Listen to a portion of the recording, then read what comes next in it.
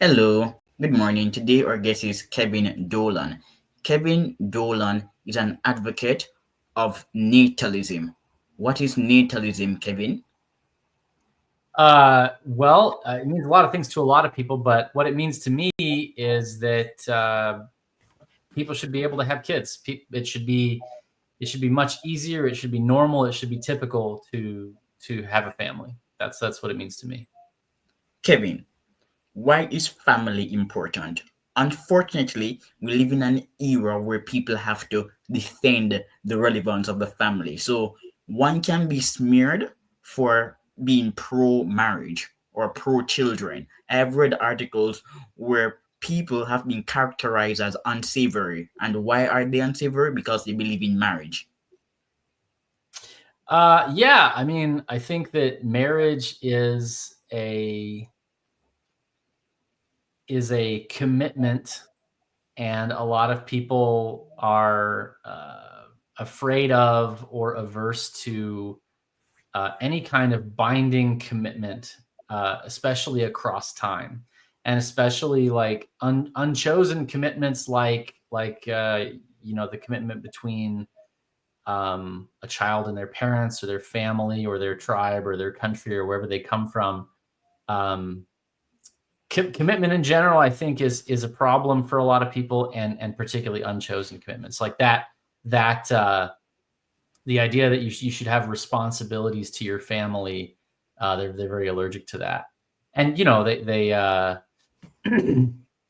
they want a world in which uh, all of the things that you would get from those commitments, that you can get that either from the market or from the state, because it's this very legible, um, clean, and totally agentic process. So there's a lot of directions to go from there, but that's why I think it's a problem for them. All right. Kevin, people are emotional beings. They like to relate to others. So I'm going to give some background, or better yet, you should give some background. Who is Kevin Dolan? What happened to you in 2021? Were you doxxed? Give us the backstory. Yeah, so I was doxxed in 2021 along with a bunch of my friends, and the basic thing was we had some Antifa people from Utah Valley University, and they were connected to Jason Wilson at the Guardian and a couple of other nefarious characters. Stop right And here. I don't want to cut you, but you mentioned Wilson of The Guardian. So yeah, most people in the podcast or the intellectual space, they have a PhD in berating and belittling others. I've never met Jason before. I dumped The Guardian like, oh, I dumped the New York Times a few years ago. But Jason smeared Aporia magazine, and I pinned the response, which it is online, it's on Counter Currents. I think he's a bad faith actor, but you can continue to talk about him. yeah. So anyway, I was doxxed and fired from my job at a defense contractor. I had a bunch of people reaching out to me and asking, how can we help? Do you need a job, etc. And it was the response was so overwhelming, both to myself and to some of my friends who got doxxed, that I thought, maybe there's a way to get people cooperating to build something bigger. So I started Exit that week, which is a fraternity, a mutual aid society for basically on-side guys, values-aligned guys, to build parallel institutions to be more independent and more in charge of how their family eats, and how they make a living, how they educate their kids, all of that. So I've been doing that for going on 4 years, and in the process of developing that group, and like, what are we actually about? What do we actually like? Why are we doing all this? Why is it so important to us um, to not kind of ride the rails of the mainstream economic and social system? We realized that it was really all about our families, and about, will our culture iterate? Will we have grandkids? Will the things that we care about persist into the future? And uh, a couple of us were watching a documentary, The End of Men by Tucker Carlson, which several of my friends were involved in that. And that was about like the medical side of like why people aren't having kids, obesity and endocrine disruption and metabolic syndrome and all that. And I thought maybe there's, more to be said, kind of widen the aperture, talk about the social and cultural angle, um, talk about why it's hard to find, someone to have kids with, hard to get married, hard to stay married, hard to raise kids. Like, why are all these things so much harder now, despite the fact that we're, at least on paper, much more prosperous and secure than we've ever been. So yeah, that was the genesis of NatalCon. We wanted to basically get the smartest people we could in a room to talk about, why this demographic collapse situation is unfolding. So that's kind of, I guess, the relevant background. All right. So I'm online again, and there is another interview published by the National Public Radio NPR, who are pro-natalists, the people who want women to start having a lot more babies. I don't know about you, but the very headline is just so unserious and pathetic. Yeah, Yeah. whenever you Google pro-natalism or natalism, it's like you're talking about Hitler, literally Hitler.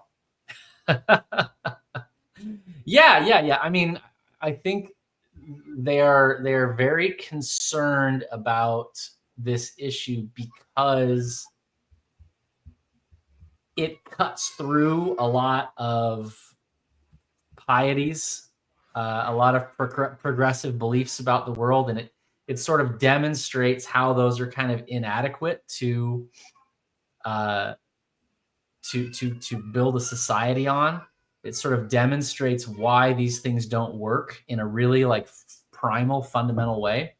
And so I think they're just scared of it, and so they're going to look for whatever nasty adjective they can attach to it. But what are they afraid of? Population growth correlates with innovation, especially in a contemporary society. So if we go back 1,000 years ago, or even 700 years ago, population growth was not always positive because people labored under Malthusian conditions. But in our socio-political context, population growth is a positive because we escaped Malthusian conditions. Yeah.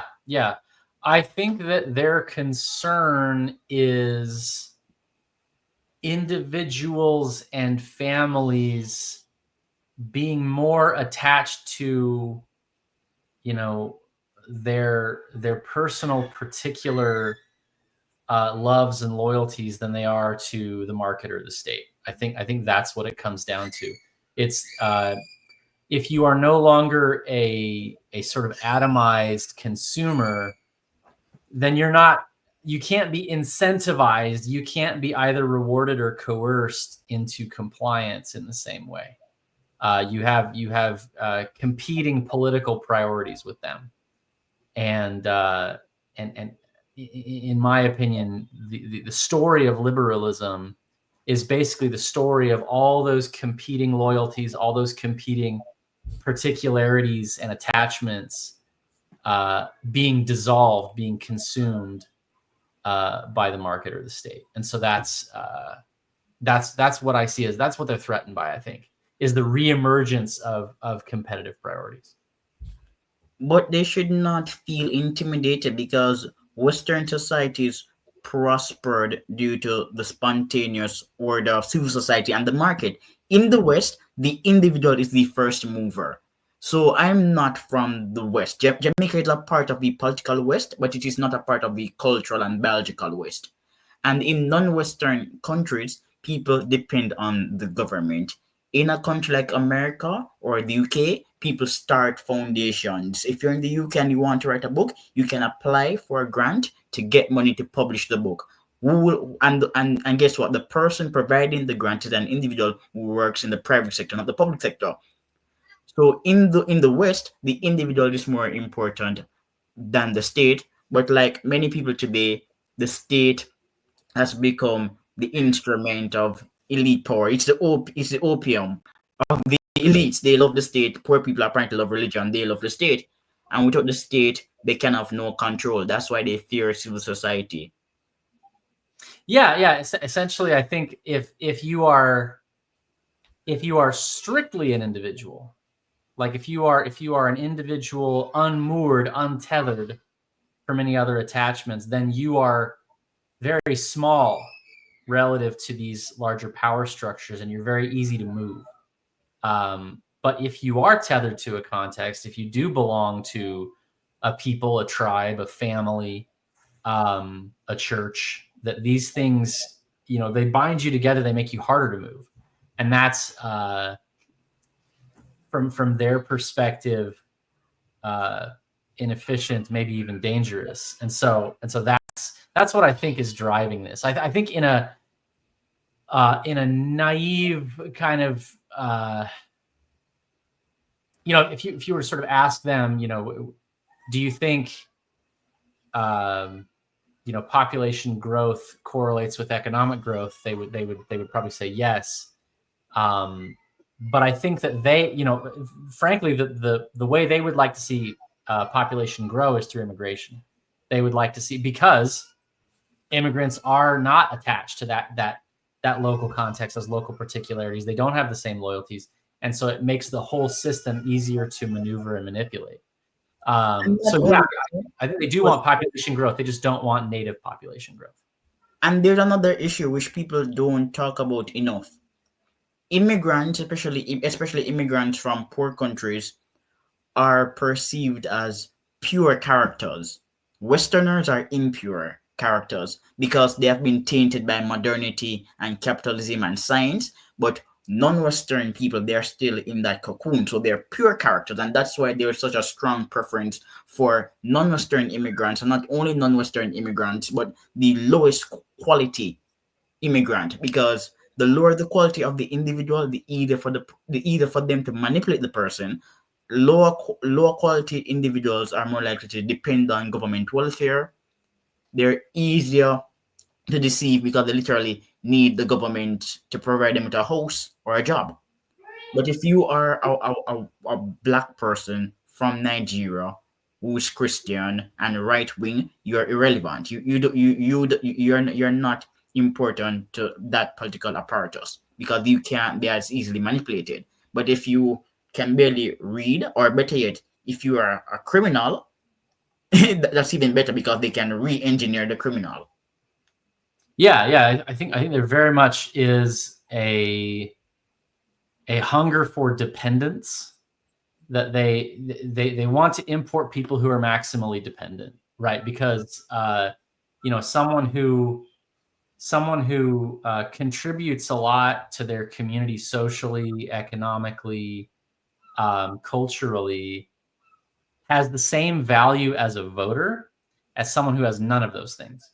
And so if you can import lots of people whose like only conceivable contribution to the society is that vote, then you get to dictate the terms on which that vote is cast. Like you can supply them with the things that they need and want, and then they'll vote for you. And it's a completely dependent client class that you can just scoop up from all over the world and bring them here. And there's at the scale of the US, there's an effectively infinite supply of those people. And so as long as you can bring in more, you can control the political system.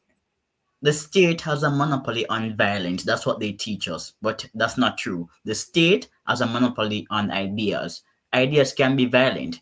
Violence is not a social construct, but the state determines what is violent. So the state could get up and say fraud is no longer illegal. Right. Shoplifting. Yesterday, I was having a conversation with some white ladies because I'm in the UK, and they were talking about shoplifting, and they were saying it's getting out of control. I didn't want to say, well, it's because of the immigrants, but I think people are warming to that idea because in another context, a lady was saying to me, yes, their immigrants are leaving the country, and many of them depend on welfare, so people are really fed up. Yeah. And shoplifting that is a form of violence. You're depriving another. You're not only depriving the entrepreneur of wealth, you're depriving other customers of the ability to enjoy your utility. So that's also violent. But the state has a monopoly on ideas, and because of that monopoly on ideas, they have reconstructed the notion of violence. So the BLM riots were not violent. Property theft was not violent. Yeah. I think there's something to that the state gets to decide what is punishable, and what is punishable is sort of upstream of what people deem socially acceptable. It's the the fact that these things go unpunished really changes the way that they're perceived and the way people behave. Exactly. I'm more interested in ideas. Ideas shape society. People do shape society, but people are influenced by ideas. And one way to become influential is to follow the crowd. So I have a book. It's called The Corporate Myth. And when you're in school, you're told these days you're told be different, be innovative. Nonsense. If you're different, you're not going to climb the social or even the professional ladder because people don't care about your career, about your ability. They want individuals who read the social environment and who can respond accordingly. And that's why on the right today, so many of the organizations on the right are just loser organizations because somebody like Mamdani can say, okay, white people should be taxed at a higher rate. And if you work at a right wing institution and you say, let's get to the point, genes are important, that's a problem. But left wingers can say the dumbest things ever. They can get up and say, white men are terrorists, white people are the plague. Yeah. No, well, I think I don't know exactly how to respond to that, but I think that it's definitely a problem that a lot of people on the right uh, expect facts to matter more than they do. Exactly. And not only that, but right wingers have no backbone. You guys need some backbone. Well, I'm not specifically referring to you, but right wingers have no backbone whatsoever. I don't really, when I interview people, my guests, they like it when the person speaks and I shut up, and I like that model too. But let me tell you why I'm speaking. Before this interview, I was doing an interview, not a podcast, but a semi-professional interview, a research organization as a fellowship research program. So I said, okay, let me try it out. And we spoke. The person asked me a few questions about the thesis I had written in college, my journal articles, some of the challenges, why would I be a good fit? All it was just 7 minutes, all of those questions. And he said to me, he went on my Twitter profile, which is not that interesting, and he saw this article. So I said to him, where did you see it? Was it published by City Journal or somewhere else? Because I do remember writing the article. And he said it's on Twitter. So I said, okay, yes. And I wasn't going to lie to dissuade him from thinking what he did. I just got to the point and I said, look, I think that eugenics should be rehabilitated. And then he ended the interview by saying, you will not get this offer. And I just said, okay. And I closed the link. And I don't care. Like, I don't give a shit. Like, I don't swear. That's not my style. But I really don't give a shit. Uh, yeah. And so you're arguing that more people should just have the courage of their convictions. Is that what you're? Exactly. Yeah. So I really, and that's why I'm speaking so much now because I'm like, look, you right wing research organizations are just so pathetic. Yeah, they're so useless and worthless. The You know, I left wingers can get away with everything under the sun, but they won't. Look, it's just like abortion. If you support abortion, why can't you support the government paying some people to not have children? it's yeah. I mean, it's. I think to some extent it has to do with the power dynamics that you were describing earlier, where the state the state decides what ideas will be punished. The state decides what. I mean, there are many sort of right wing beliefs that are de facto illegal to express if you want to hold a W-2 job. And so the calculus that people have to go through if they believe a radical left-wing idea, it's pretty different than if they believe a radical right-wing idea. And so there's different levels of force at play. There's different levels of coercion. But I would say, like, I think that the way to make people more courageous is probably not just to tell them to be more courageous. I think the way to make people more courageous is to give them the tools to where they can still live a happy, prosperous, productive life while expressing these opinions. And that was sort of the kernel of why we started Exit. Was like, we need ordinary people with day jobs to be able to speak their mind on these topics. And the only way to do that is to get those people kind of outside the W-2 system, make it so that the people who cut their paychecks can't just sort of turn that off if they say something they don't like. So yeah, I think it has a lot to do with incentives. People respond to incentives. So how does exit work in reality? Yeah, so we have 12 weekly group calls, we have meetups, we have a chat, and we have a file leader system where basically the calls are, either an accountability format where the guys come and talk about their projects, talk about how it's going, get connections from inside the group on how, I need a tax attorney, or I need an accountant, or I need a software developer, whatever, and make those connections. And then we've got some like expertise calls. So we've got like a real estate call that's run by a home builder. We've got an investment call. We've got an AI and tech and crypto call. And those are kind of like information sharing Q&A type calls. And then we've got the meetups where the guys get together. We have them all over the country. And the file leader system is like basically one guy in charge of looking out for 7 or 8 other guys and just checking in on them. How's your project going? Are you finding what you need to find from the group? How can we help? And so that creates this, that plus just the vetting process, the fact these guys are selected, Yes. creates a lot of cohesion, creates a lot of desire to cooperate, desire to build together. And so, so that's what we're doing. We're trying to create a situation where these guys and their families are more meaningfully sovereign, and more in control of their destiny, both economically, politically, socially. Yeah, finance is important, and I agree with you 100%.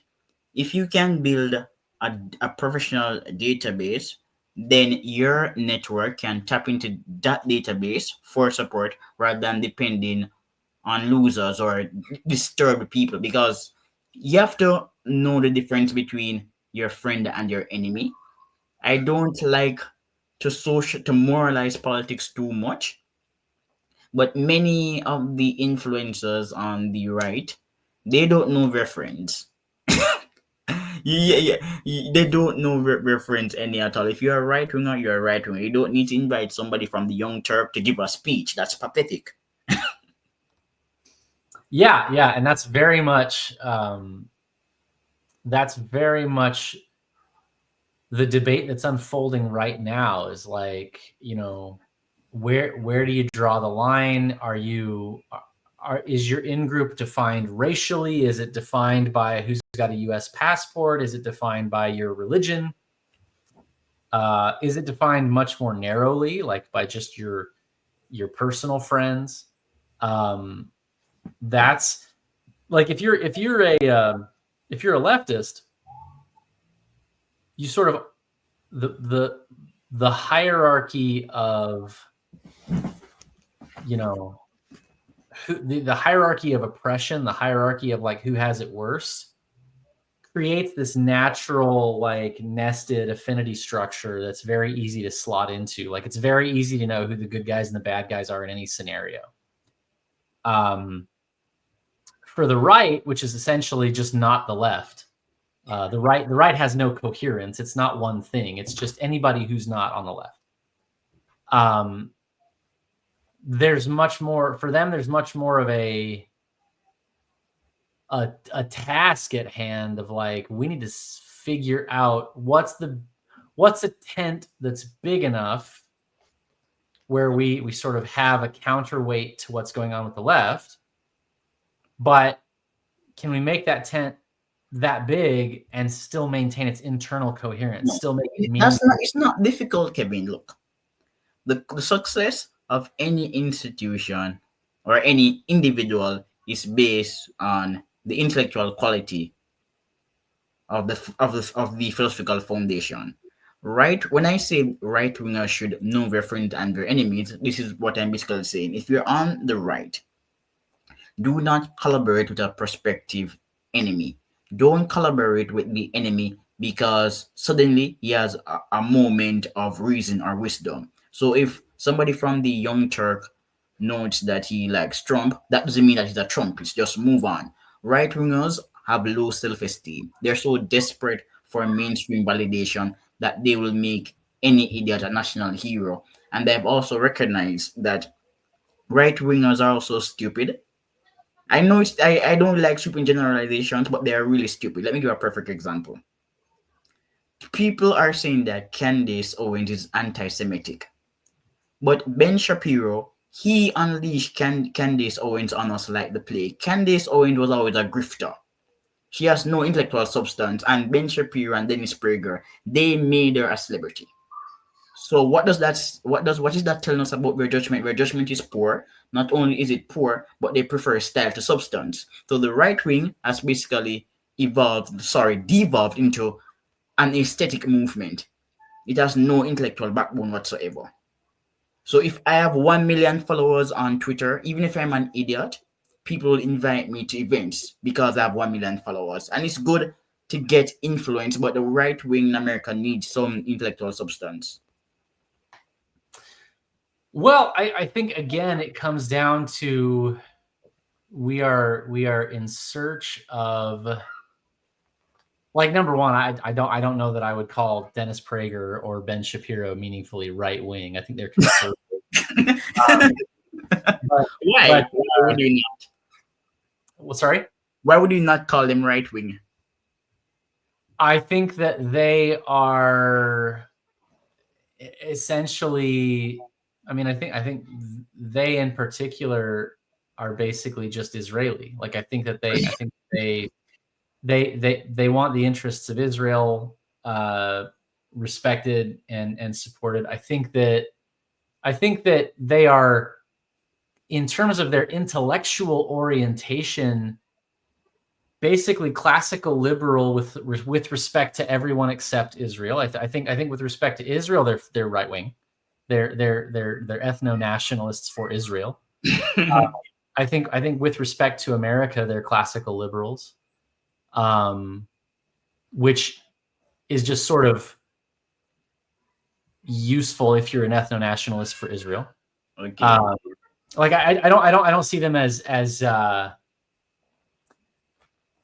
mean, they're sort of anti-left, at least in terms of their audience, at least in terms of, like, they don't want their property expropriated, they don't want their friends' property expropriated. Um, they have to deal with the hazards of being sort of phenotypically white in the eyes of the left. Um, but I guess, and this strikes at the problem that you've identified, which is, like, they don't know who their friends are. Like who, like, where, what common purpose do I have with Ben Shapiro? What grounds for cooperation? Like, do I consider him an ally? It's like, well, like, maybe on a handful of issues, but probably not in general. Hang on one second. Okay.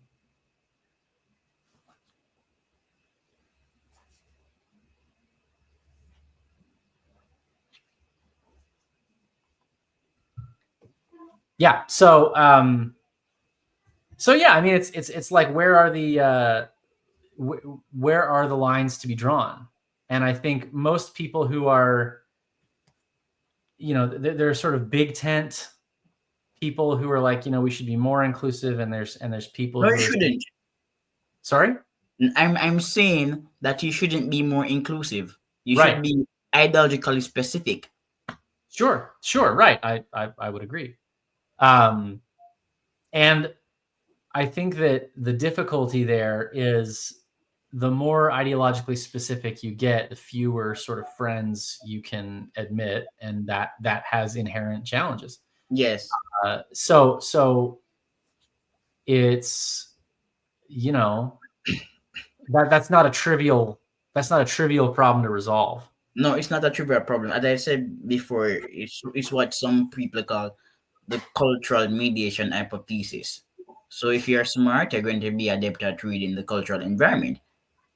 I have no problem with somebody who is really right wing working at the Brookings institution because you should infiltrate those institutions. I interview all sorts of people on my show. I talk to everybody. But Yeah. I'm saying that when it comes to your brand, you have to be specific. You cannot promote somebody just because Oh one yeah. day he gets up and he says, "Do you know what? I think I like Trump." It doesn't matter that he has 10 million followers. It's just like the Dave Smith issue. My issue with Dave Smith is that Dave Smith is popular and that's why people interview him. If Dave Smith was making the same point with 10 followers, nobody would care. If Dave Smith was making better points with 200 followers, nobody would care. Why do people care? Because he's popular. And being popular is not enough to be taken seriously. If you're a comedian, just be a damn comedian. Yeah, be a damn comedian. If you want us to take you seriously, go and write an article for the Journal of Palestinian Studies. Yeah, I mean, it's sorry, one second.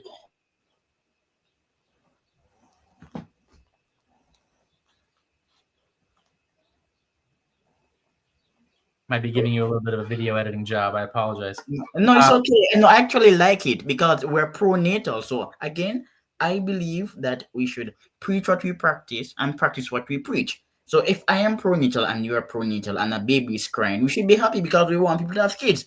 We can't say that, oh, we're pro-natal, and then when baby cried, we're saying, why is that boy crying? That doesn't make any sense. yeah. That's my. It's just like people today are just so inauthentic. It's not even funny. Yeah. I think let's let it hang out. Well, there'll probably be more. I How many children do you have? have 6 kids. Wow, 6 children. Yeah, Good. coming What? up on What? 7. Coming out. So your wife is pregnant again? Yes. That's great. How many boys? How many girls?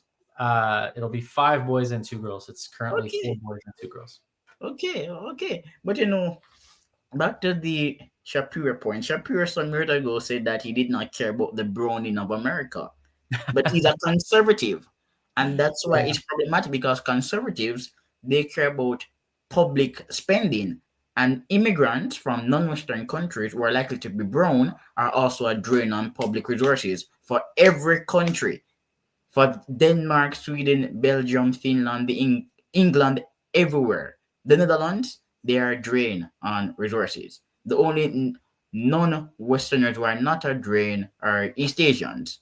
They're positive taxpayers. They're not a drain. So if you care as a conservative, if you care about the fiscal infrastructure of the country, you should care about the browning of America. Yeah, I think Ben would probably argue that he sort of wants the best and brightest, and it's not that he like wants the browning of America, but like he doesn't care about skin color And that's okay. is probably how he would characterize it. And I mean, like, you know, I think those questions run a lot more deeply than he thinks they do. But it's yeah. I mean, it's essentially if you will not confront some of these fundamental questions, then you're stuck kind of making ridiculous arguments. And Exactly. I think Ben's smart enough to know that they're ridiculous arguments. But I think for him, it's very much a business decision. It's very much Yeah, I know. But this is what I'm saying. Ben Shapiro is a successful businessman and he has a cult following. And when you have a cult following, you don't really need to care about what other people have to say because their cultish followers will always follow you. And there's a demand, look, there's a demand for what we are saying. And that's why people like Charlie Kirk and Matt Walsh are changing so rapidly because yeah, they want to corner the far right market. That's what they're doing.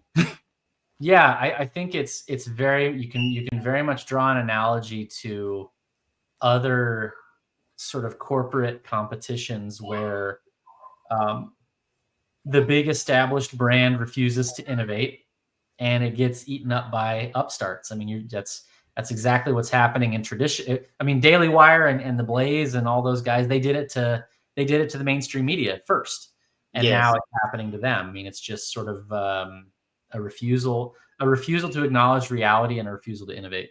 And you don't need to be like, I am pro Israel. I've criticized Israel before, but I am pro Israel. And you can have all dissident points and be pro Israel. When it comes to being a dissident, I only digress in relation to the Israeli issue. That's where I draw the line between with dissidents. So I'm really pro Israel.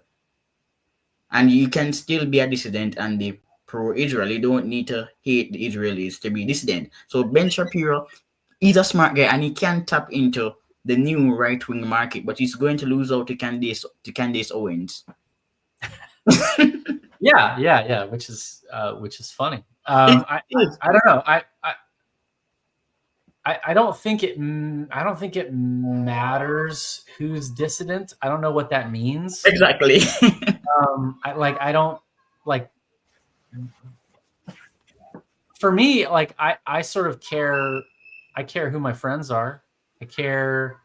Um, I care what people believe in. But like, yeah, these labels of like who's in and who's out. I find that kind of tedious.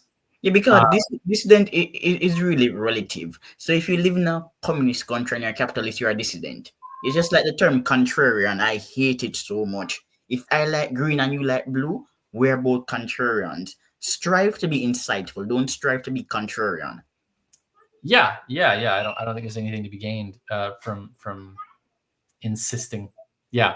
And controversy is not profitable. Jordan Peterson channeled suppressed consensus. That's why he's so successful. Most people don't care about the trans hysteria. Most people think that trans women are men.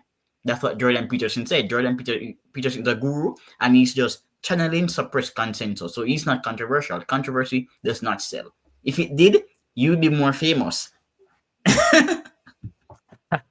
This show will be more famous. It doesn't sell. Controversy does not sell. I think that framing of suppressed consensus is valuable, and I think one of the ways that we are sort of stopped here.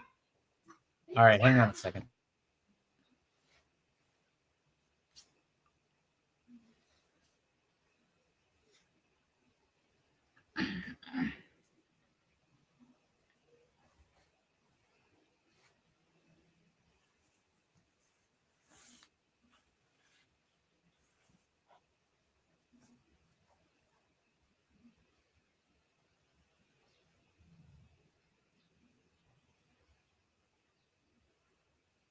Yeah, I think that framing of suppressed consensus is valuable. It's a lot of the energy of 2016, a lot of the energy behind Trump was just having the courage to say what everybody was thinking. Yes. And part of the dilemma on the right, or just the not left right now, is everyone, the suppressed consensus had to do with the critique. It had to do with what's wrong. That suppressed consensus did not supply a new synthesis. It didn't supply a new paradigm that made people feel that made people feel righteous and united, and um, you know, Curtis Yarvin often talks about like the people who want to be left alone getting sort of their ass handed to them by the people who um, don't want to leave them alone. Like if you've got a paradigm that makes you feel righteous, that makes you feel heroic and like you're on the right side of history and whatnot, um, there's so much energy in that. There's so much power in that. And so I think we're sort of at this low point now where the right has succeeded in its critique of the left. They've successfully deconstructed the left. The left is exhausted. The left, they're cynical about their own ideology. It's very like late Soviet. But the right hasn't found a non-cynical, a way to incorporate all these naughty truths that we've tried to incorporate into a grand philosophy. So I have a philosophy now. I think I need to change the name. I call it eugenomics. I might have to change the name because people don't like the word eugenics. But okay. look. If you're a serious thinker, you should be systematic. Smart people should know how to extrapolate. And these guys in the Trump administration, many of them are really smart people. Look, recycling. I don't know how much you know about recycling, but many studies show that recycling is basically garbage. Sure.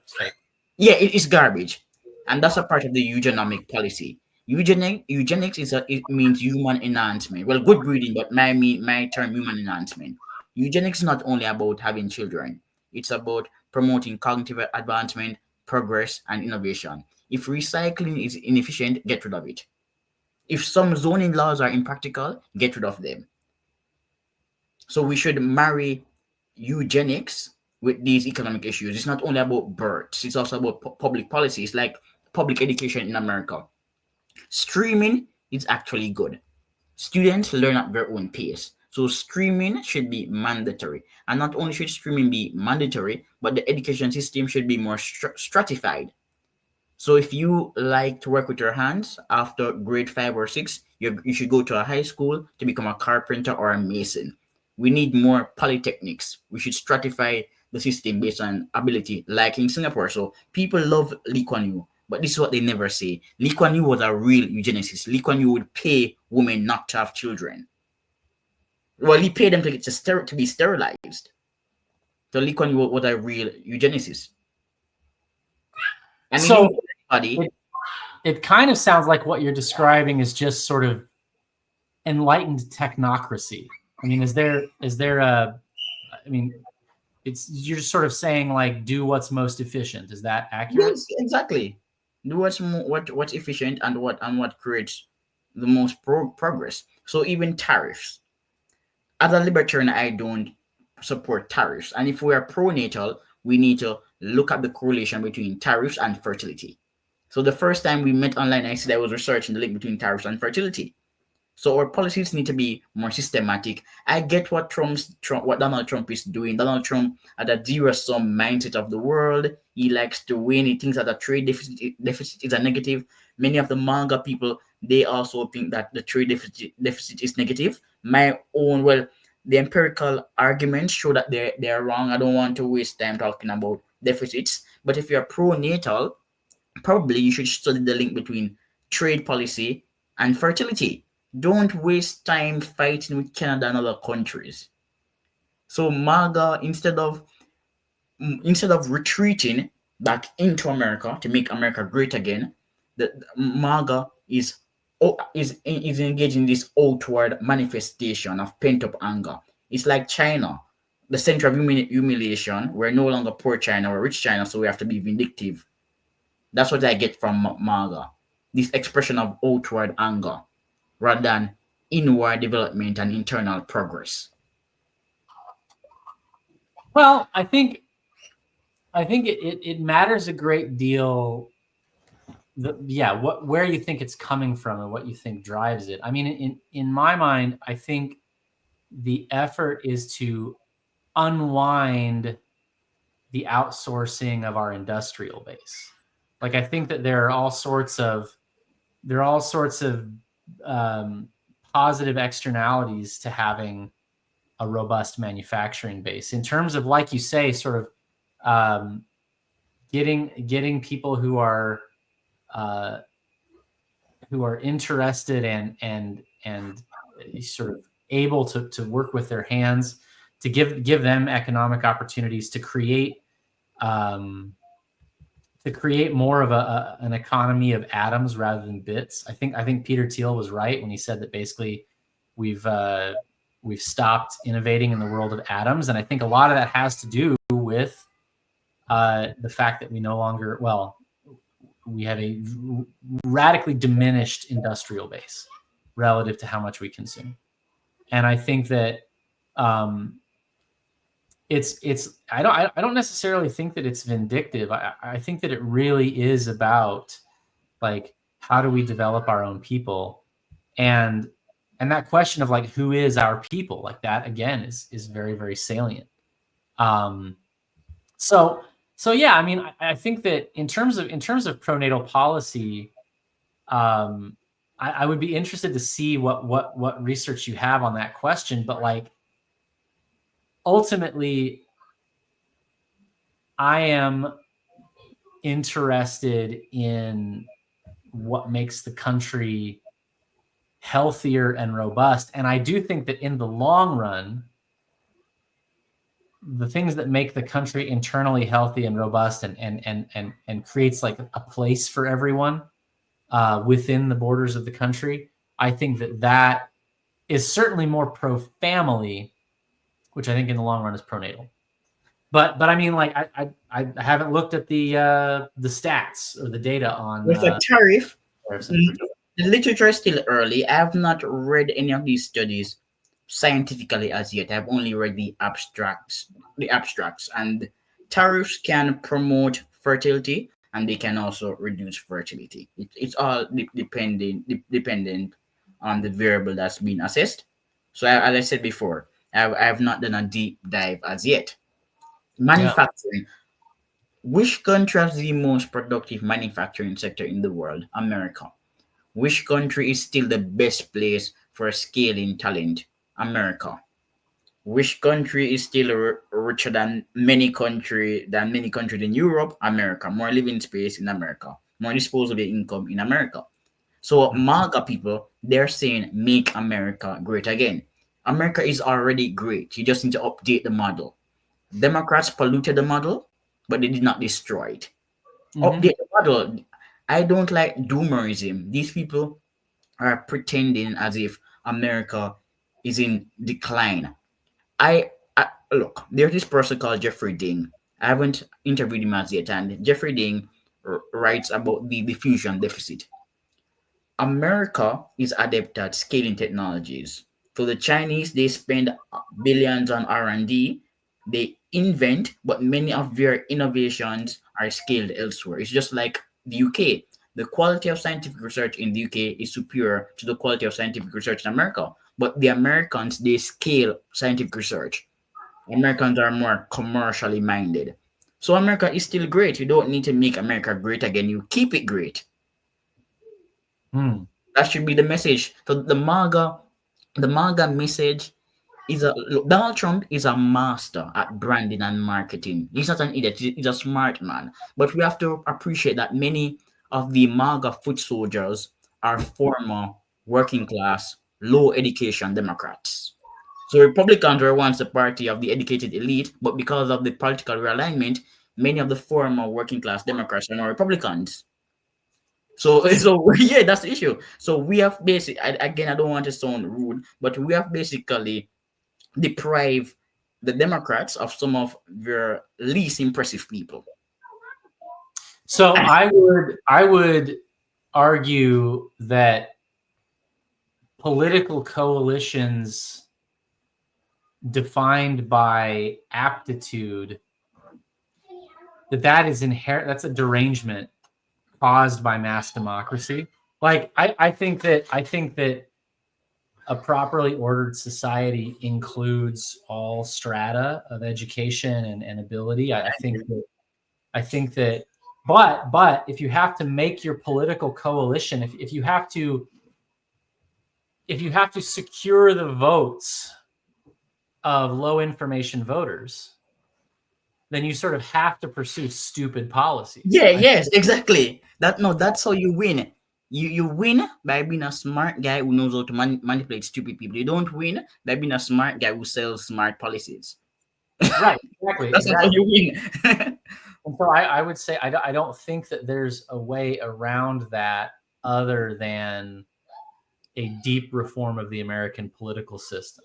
Like I don't think that I don't think that you're going to get there within the current political paradigm. And And what so, type of reforms do you want? well, I mean, ultimately, I think you have to restore human judgment. You have to restore human decision making. Um, our our system of government is deeply oligarchic. It's not. It's deeply unaccountable, and it is run by people who. It's basically run by the principle of you know private profit and socialized losses. The idea that corrupt, clever individuals can just sort of suck up and skim off the top and poison the system as a whole. And I think that uh, essentially you need one neck to choke. You need someone in power. You need someone who can actually um, who can actually get done what needs to get done without concern for you know this pandering and this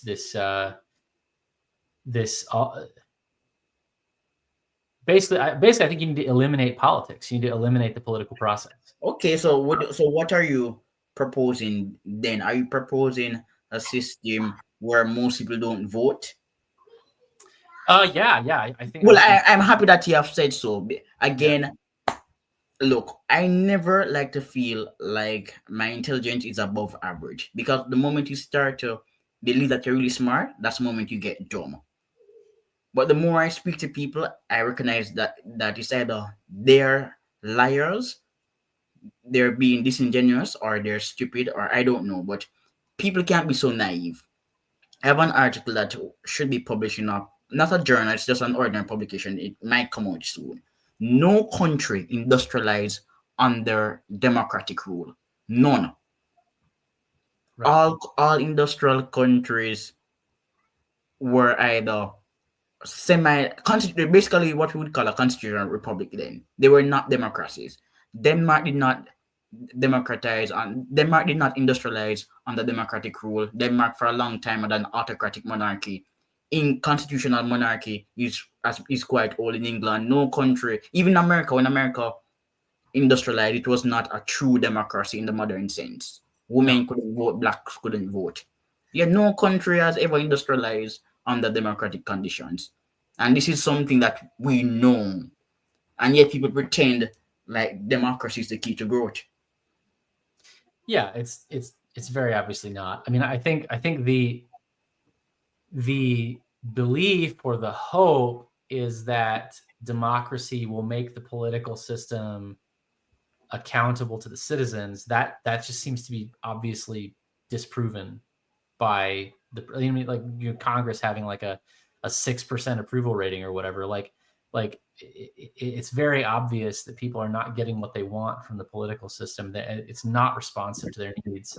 There are so many issues on which across the West people are it's like you ask the people, do you want a war in the Middle East? They all say no. Do you want more immigrants? They all say no. And it's like they just keep not getting what they want. And so it's like at a certain point you have to say like, all right, we all agree democracy is inefficient. We all agree that it's complex and slow and bureaucratic. But the argument for democracy is that it creates this accountability to the people. Well, we've just disproven that it does that. So all that's left is the bureaucracy and the slowness and the inefficiency. And it's like, well, okay, if we're not going to have accountable government directly to the people, then let's at least make it efficient. Let's at least make it responsible in the sense that the person making the decisions is accountable for those decisions. That the Like, problem with democracy is that democracy has more political incentives than even autocracy. So an autocratic ruler, he is more invested in industrialization than democracy. The autocratic ruler has more latitude to use the force of the state to achieve industrial development than in a democratic country. In England, the elites did not slow the industrial revolution because their policies were pro-market. Democratic countries are naturally left. They're naturally left leaning.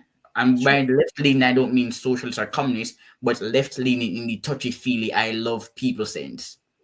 They're not, the democratic countries are not motivated by the rational calculus. So an autocratic dictator who's a communist knows that he has to provide jobs. In a democratic country, the incentives are different. Because of the word democracy, you literally have to please the people, and the people don't know what they want. And sometimes they tell you what they want and you do it, and their response is so unusual. It's just like people on Twitter were saying, Donald Trump is deporting grandma. Well, grandma was in the country for 50 years and she didn't take the steps to become legal. And not only that, sometimes grandma is also a fraud. When you do your research, you recognize that grandma is a fraud. Like this lady from Iran, who she turned out to be a fraud. The government has been denying her citizenship for different reasons. But the media will give us the story. Oh, the Trump doesn't want this woman who has been living in the country for nearly 50 years to stay. No, grandma is a fraud. And Yeah, that's exactly what we voted for Trump to get rid of people like that. there's also just intrinsic information distribution problems. There's the fact that uh, in disseminating and collecting that information is expensive, and so the only people who do it for a reason. They either do it to make money or they do it to please some donor class. And so you end up with, instead of what's the coinage? How do they put it? Instead of state-run media, you get a media-run state. Where, Yeah, uh, literally, media run state. right, because whoever tells people how to feel about things gets to decide how the political system will It's move. just like Elon Musk. My objection to Elon Musk is that Elon Musk must appreciate that politics is about expediency. Don't bash the big beautiful bill. Don't bash Donald Trump. Elon Musk should have stayed with the Trump administration despite how he felt. Just play the game because Trump has to win. Trump understands politics. He's really look. Don't underestimate Trump. He's a political genius. I know that Elon Musk has a problem with the spending bill, but just forget about those problems and stay in the White House. Stay in the White House. I Just mean, play politics. It's yeah, a he's out here saying that he wants to create a new political party, and yes. he's basically just reinventing libertarianism from first principles. And it's like, nobody's going to go for that. Like, there's no constituency for that. No, like I would consider myself to be a hardcore libertarian, but I'm also a realist. I'm a Yeah. hardcore libertarian, but I will talk about IQ. I will say, look, we don't need third world immigrants. Libertarians have a very feminine mentality.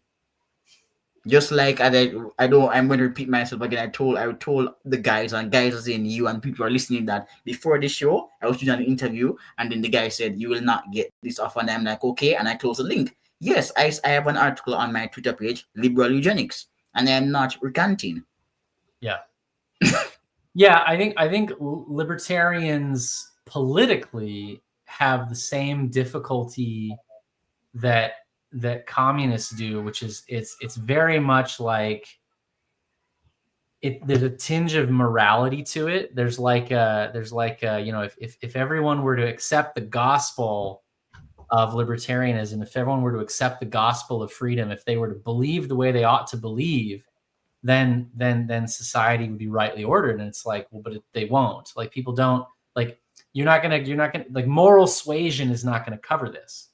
And so yeah, you have to think differently about how to incentivize. The libertarian don't understand how to navigate the political system. They're too rigid. Although earlier I mentioned that we should have ideologically specific people, but if you want to win in politics, you have to play the game, and libertarians don't know how to play the game. So Elon Musk is going to launch this party. America, what is he going to call it again? Just the American Party. Yeah, the American Party. Okay, what's going to be the platform? I mean, it seems to me like it's literally just like fiscal conservatism Which and is here's the problem. Like with these right wingers, they have no backbone. Again, I am in favor of free trade and free labor, but H-1B visa holders are not overly represented as researchers or winners of elite prizes, and the British in America, relative to size, they are disproportionately innovative. If Americans want to recruit labor, they should recruit labor from Europe. Why do Americans recruit labor from India? Because Indians are more desperate. That's all. yeah, yeah. Yeah. And it's you're watching this happen even as these corporations are massively reducing entry level hiring and replacing it with AI. And it's like they're still importing the H-1Bs, which that to me, that sort of gives away the game. Like they're very obviously not doing this for straightforward, like market defined, like labor reasons. They don't need the labor. No, So they what don't. are they doing? They're playing a different game. They're playing That's a what different. my article said I read for Aporia. Look, if American entrepreneurs were serious about attracting the best people, they would go to the United Kingdom and to Sweden and to Denmark. So the Danish are really entrepreneurial, but many of their companies, after a while, they become international or they sell their assets to foreigners. So if you want the smartest immigrants, go to Europe, not India, not the third world. Yeah, I mean, it very much is about importing dependence, importing people who are controllable. I think that's absolutely the case. Yeah. What are Listen, you? Are I you have have to to go? run. Yeah, yeah. Okay. It's great to talk to you, man. All right. Okay. So bye. See ya.